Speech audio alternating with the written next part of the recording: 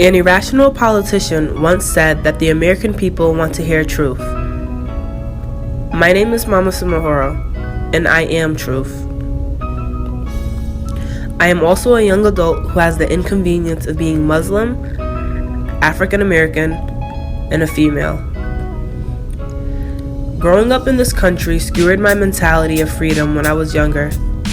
As a child, I was immediately labeled as too dark, too radical, too poor. These labels have closed the doors that could have been opened. 51% of Black Americans are born into poverty and often stay there. We confine people of color in conditions that are difficult to escape. Their children have never seen the freedom that America promises. We are able to see how innocent children are robbed of their freedom through our education systems. Studies show that our Department of Education only spends 8% on school funding. It is primarily state concern, but with 35 states providing less funding per student, there are many budget cuts in our education, which means more doors are closing, especially for those who are located in the metropolis.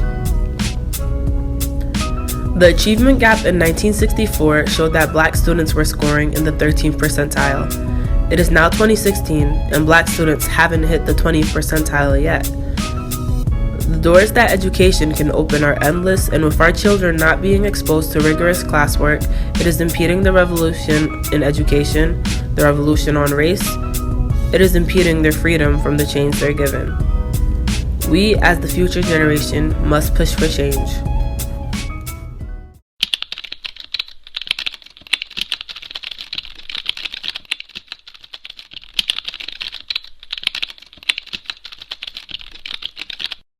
Education has no color. Education has no color. Education has no color.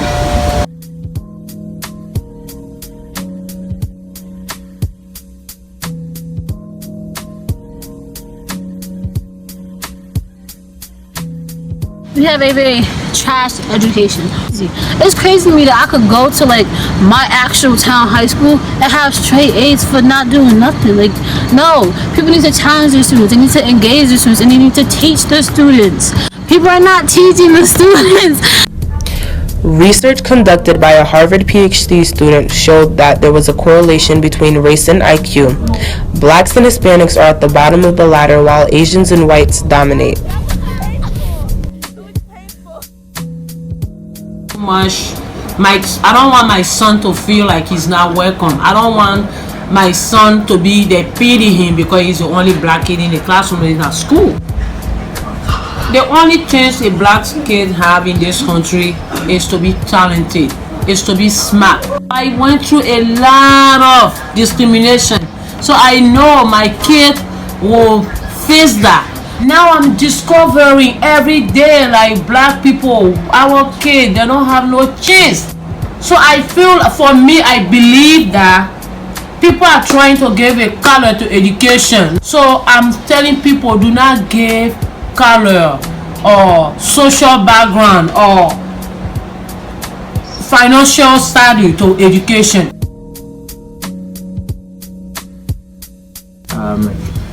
The kids just a little disadvantage based with perhaps the private schools, as opposed to us. We have a bit slower internet kind of things, or a slower way of access, and the kids don't have full access at home if they live here. And so I think perhaps on this way, as compared to perhaps kids who are in college schools and high school, they have a bit disadvantage just like that.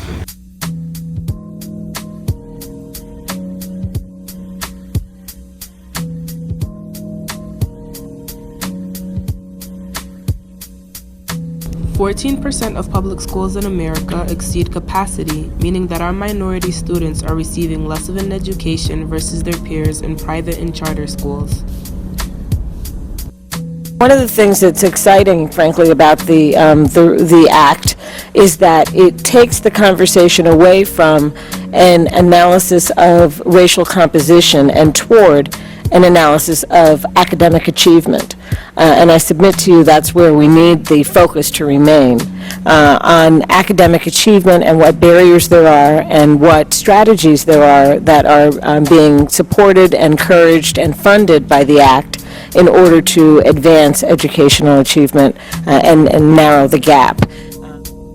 If we fund more of our low-income public schools, we'd be able to stop the correlation of race and education. Education